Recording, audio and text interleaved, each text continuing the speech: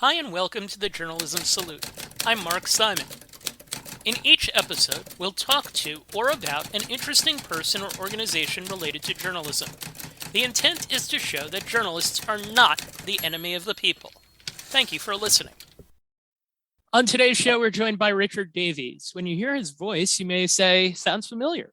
He worked for ABC News Radio as a news reporter and host and worked in radio for 29 years. He currently heads his own podcast consulting business and co-hosts the solutions journalism podcast, How Do We Fix It?, which has aired more than 300 episodes and is part of the Democracy Group. Thank you for joining us. Thanks a lot. Great to be here. So normally my guests are younger, and I asked them for the story of their journalism path. Yours is a path more than 30 years traveled, and I summarized some of it. So let's start with this. What's a turning point in the early part of your career, and is there a lesson from it that is instructive to aspiring journalists many years later? My career is a long and winding road, Mark, but I will say that for better or worse, I pursued what I wanted to do. I have a memory of sitting on the floor at the age of 9 with my dad's tape recorder, making up a newscast. So I've always been fascinated by news, by the difference between today and yesterday. And I've always been interested in sound. First, it was kids' records when I was very little, and then radio, listening to baseball games. So that's a little bit about my background, my love for audio. A turning point in my career really came when I was in the UK and had left university and was working in a newspaper as a journalist, and just decided, no, this is not my true passion. I really want to get into radio. And that was something that happened. I was very lucky because the first group of legal commercial radio stations after the days of pirate radio came on air when I was a very young man in the 1970s. And that was the start of my career. So I think the lesson that I would impart is follow what you're really fascinated by. That's a little bit different than following your passion. Follow what you don't think of as drudgery that a lot of other people will, because every job has its crappy moments, its moments of drudgery. But if you're doing something that you really like doing, then the lousy moments are not nearly as important as those times that give you true joy and a sense of accomplishment. So you've covered world events, the September 11th recovery, the fall of the Berlin Wall among them. What characterized your reporting of those stories? Always trying to find the human moments. A lot of reporters, I think, look for what leaders are saying, which is fine, and covering the momentary hour-to-hour changes. But by speaking as much as I possibly could with people who were impacted by the story, whether they be people in West Berlin who spoke surprisingly good English right after the fall of the Berlin Wall, or traders on Wall Street during the financial crisis of 2008, 2009. Getting their perspective helped me get perspective as a reporter and see what was really important in my story. I would call that heartbeat journalism, so to speak. Yeah. What's the hardest reporting that you've ever done? You've covered a heck of a lot of stories. Without doubt, Somalia. I was sent in as a reporter in 1993 when the US was leading a UN mission, the United Nations mission, to end the civil war and the desperate famine in Somalia, in Africa. This was before the disastrous battle in Mogadishu when US Black Hawk helicopters were shot down.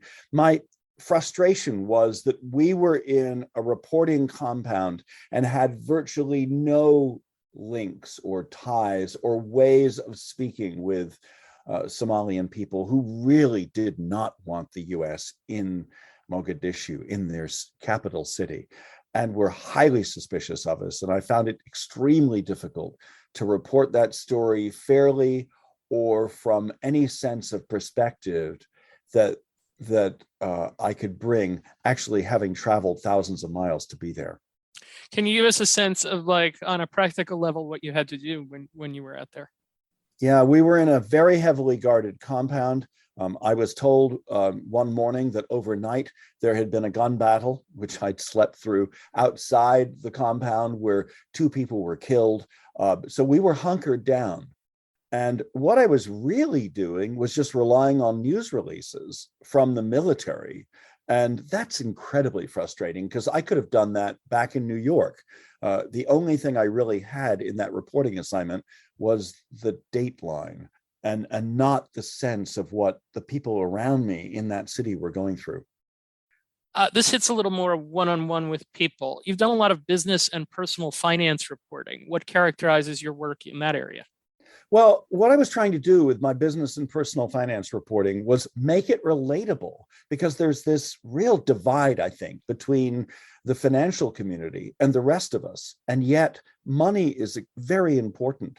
I'm constantly aware of how ignorant many journalists are of the basics of finance and the economy in their reporting. There's a divorce between the economy and politics, and the economic consequences of political decisions are vastly important to all of our lives.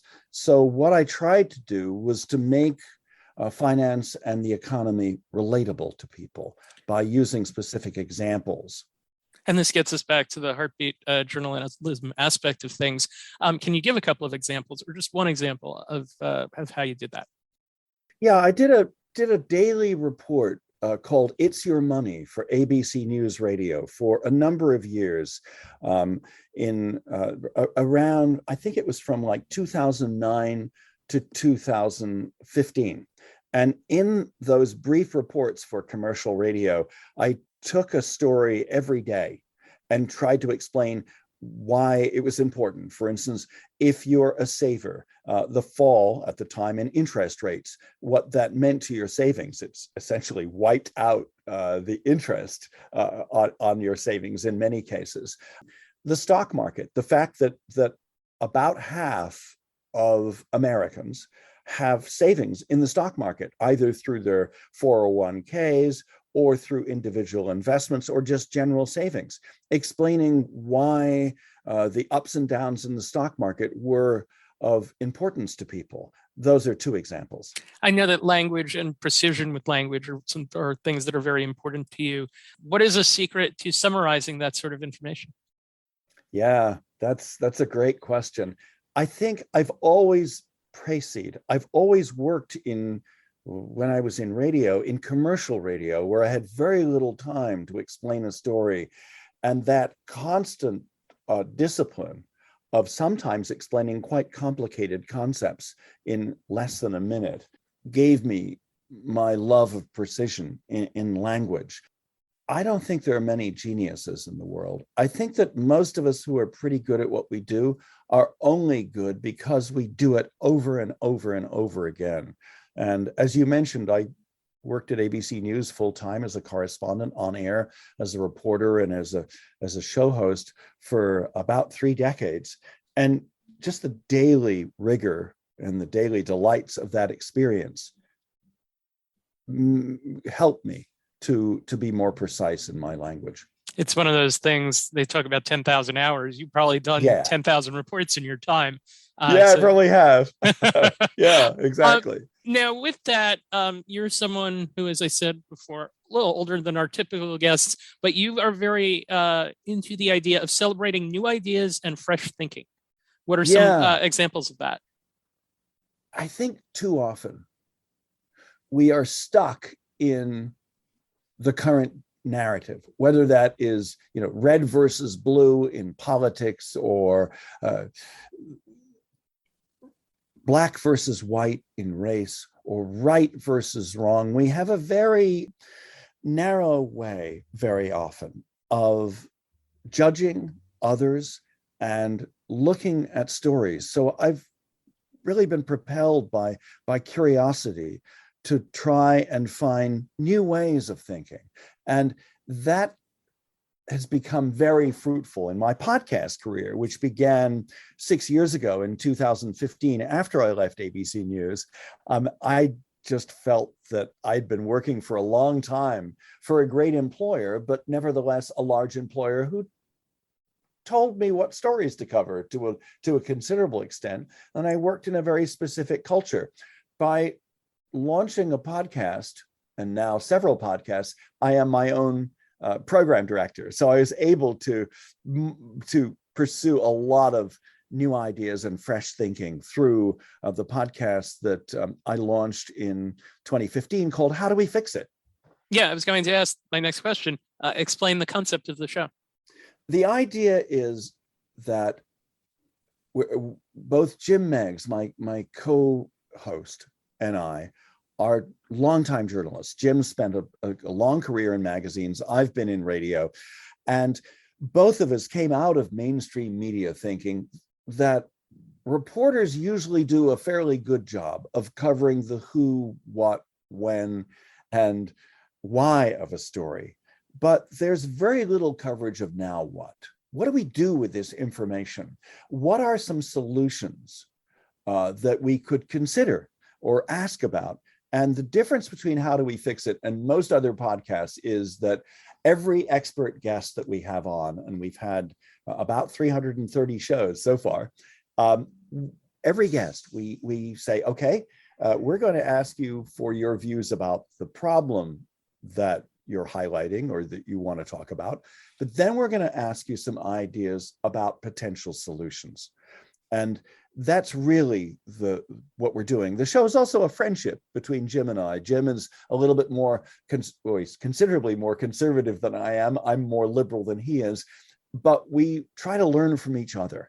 And I think we have quite successfully. So it's a show about friendship, about respect, but also about embracing or at least considering ideas that perhaps you were initially really uncomfortable listening to and hearing. And an example of that, I listened to it the other day, is the Better Policing episode, certainly. That one initially threw me for a loop as I listened to it, because it took somewhat of an uncommon perspective, or I guess took a perspective that I wasn't expecting. It was a civil discussion. It was a very human discussion. Can you just educate us on that episode?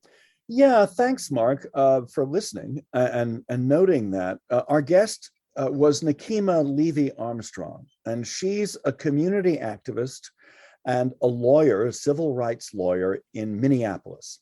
And she wrote a piece for the New York Times back in November on why white progressives and the Black community have different views of policing. She was criticizing white progressives for their embrace of slogans like defund the police, and saying what we really need is not defunding the police.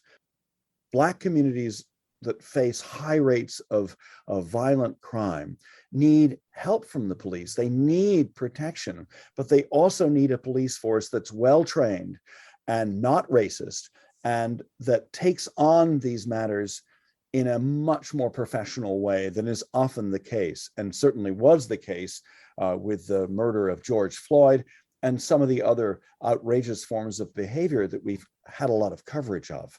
Now, if we had heard that discussion on Fox News or MSNBC, it would have probably turned into a shouting match. On your show, it's a discussion. Here's the issue. Here's my take. Here it is. It's just kind of presented out there for people, as journalists do, right? Yeah, and we really learn from Nakima. I mean, Nakima clearly has an understanding of the African-American community in Minneapolis that I certainly don't have as a middle-class white guy. And I just wanted to hear what she had to say because it was of real value. We weren't just going after white progressives and being snarky. We just wanted to understand why people from different backgrounds have different ways of viewing a very complicated, long-running, and nuanced crisis in our country. And I feel like that, the last thing that you said there kind of runs as a theme throughout your show, whether it's climate change, social media, stopping the next pandemic, changing the way we vote. There was an episode, lighter topic on stuff. Is there another episode that you would like to tell us about that would inform people as to what the show is and how it works? Yeah, a recent pair of episodes. Usually we interview one person one week and somebody else the next week, but we did a fascinating interview. And this was Jim, my co-host, who brought this story to my attention. I wasn't aware of it. This is Alina Chan, a young research scientist born in Canada, who challenged the dominant narrative by both the scientific and political community on where the virus that caused COVID-19 could have come from. Did it emerge in a wet market in Wuhan, China, as most people have said, or most experts have said was the case? Or could it have come from a highly prestigious lab just miles away, where researchers, by the way, were studying bat viruses? Alina did not come to a firm conclusion. She was just raising vital questions. I mean, if we're going to prevent the next pandemic, we've got to know more in an honest way about how this one emerged. And so far, the Chinese government has stonewalled investigators, and we really don't have any kind of adequate answer to that vital question. So that was one example. And again, I really want to stress this. We try really hard not to be snarky, not to go on the attack. This show is more about constructive ideas and curiosity, and also hearing from contrarians who do raise sometimes uncomfortable ideas in a respectful way. Can you explain the concept of solutions journalism as you see it? Yeah, that's a great question. And this thinking came from, or was very well articulated by the leaders of Solutions Journalism Network. David Bornstein, formerly of the New York Times, co-founder, who came on our show in the first year that we were on, and really explained it much better than I'm going to. But what he was saying was that there's a real need for newsrooms, for reporters to consider the possibility of solutions and not just the crisis they're covering. You know, journalism is dominated by clashes, contests, and coverage of celebrities. And that's not good enough. We need to also, as journalists, ask about the possibilities of how to get things right. And that doesn't mean saying, look, you know, we've got the solutions for you. It's more about asking questions about solutions and considering them. I'll give you an example that David raised with us. The Seattle Times, a newspaper in Seattle, Washington, did an investigative series on truancy in public schools and how a lot of kids were skipping out of classes. And it was a real crisis, it probably still is in Seattle. And they covered it and spoke to, you know, principals and kids and teachers and school administrators. And then they did something else. They went to Cleveland and to several other cities that have faced similar problems, but have found some solutions, found some constructive ways of dealing with it. And they reported on that as well.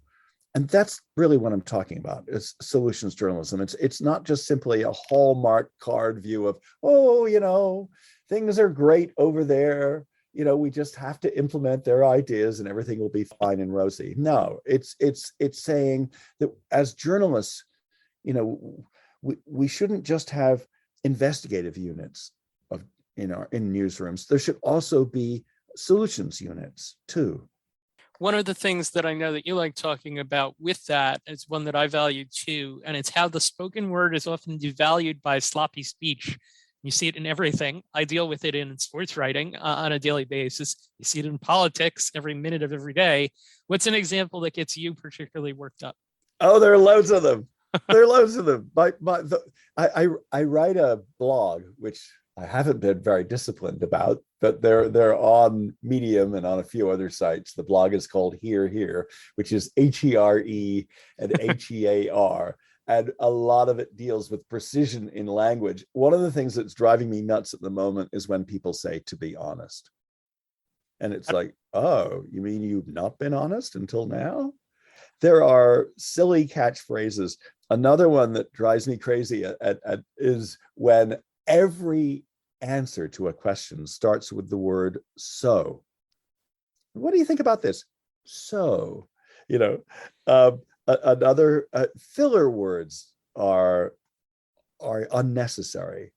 I think that if you want people to lean into your speech, instead of peppering your sentences with or pause. Allow a moment of silence. It's a way of respecting the listener. The listener, when you speak more slowly, realizes that you're taking he or she seriously by pausing to reflect and thinking about what you're saying, merely than just using run-on sentences. As someone who regularly deletes the crutch word all right from my speech on podcasts, I appreciate what you have to say there. Thanks. You reported it from 4 continents and 35 states, and I know that you love to travel. What's your favorite places to report from, whether it be continents or states? I'll give you an example. Okay, it's 1991, and a news editor at ABC News comes to me and says, we'd like you to go to Nashville and cover Fanfare.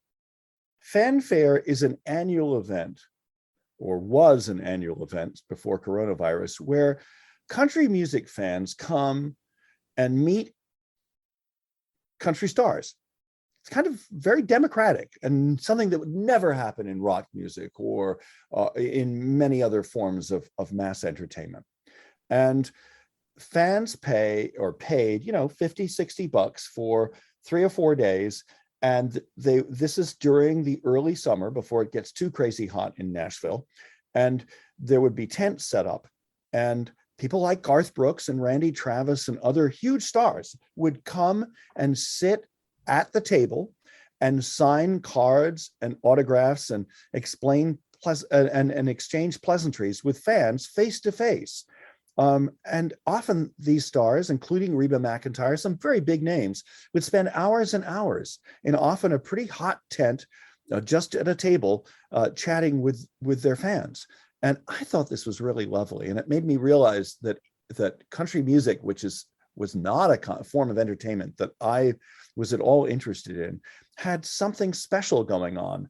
And I really enjoyed that. And as you have mentioned to me several times, Mark, I like heartbeat journalism. And this was a great example of that.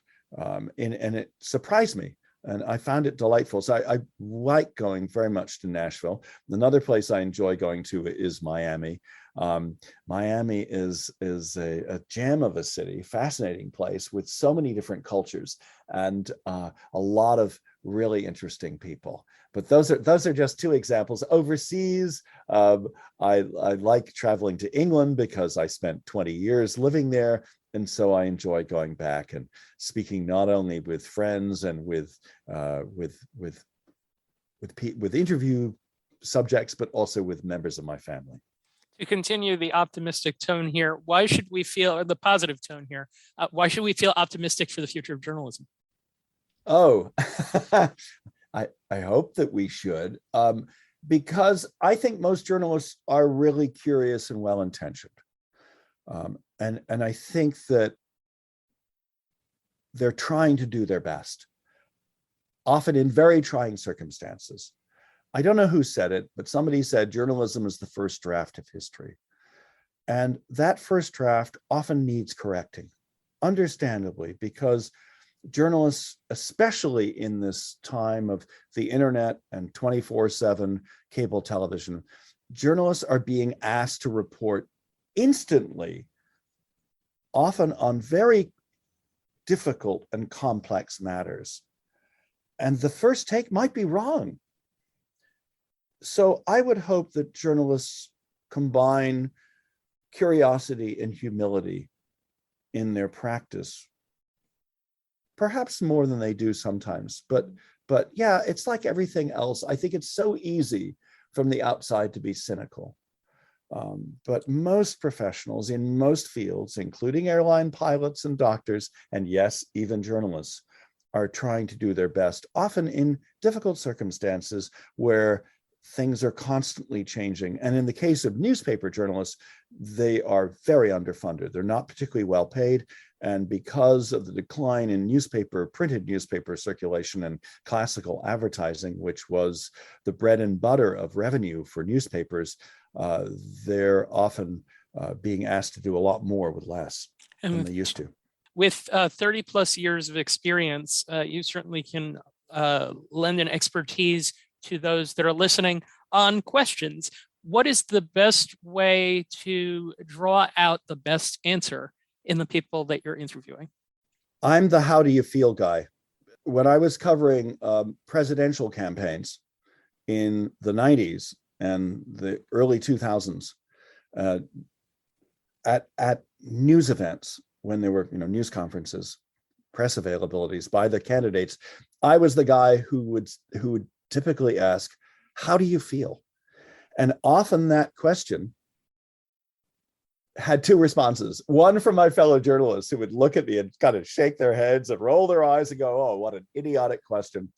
But the response to that simple question very often was the best soundbite of the day, because politicians are used to being asked about their views on policy over and over and over again, and they have pat answers. But very often when you ask simple emotional questions, it draws them out. And again, you get a moment of surprise. Another follow-up to ask when you're interviewing someone is, tell me more. Simple 3-word question. But if somebody is giving you an interesting answer and you're thinking, ooh, I could ask a really interesting question of that person, I could show them how interested I am,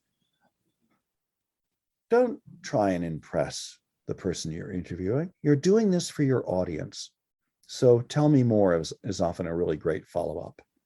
So lastly, we close the show always with this. Tell us a journalist who you think is doing good work that you're not affiliated with, that you would like to salute. There are so many. One of my favorite podcasts is The Daily from the New York Times. And there's a reporter there who is on quite frequently, David Sanger, who covers military and diplomacy and also military technology.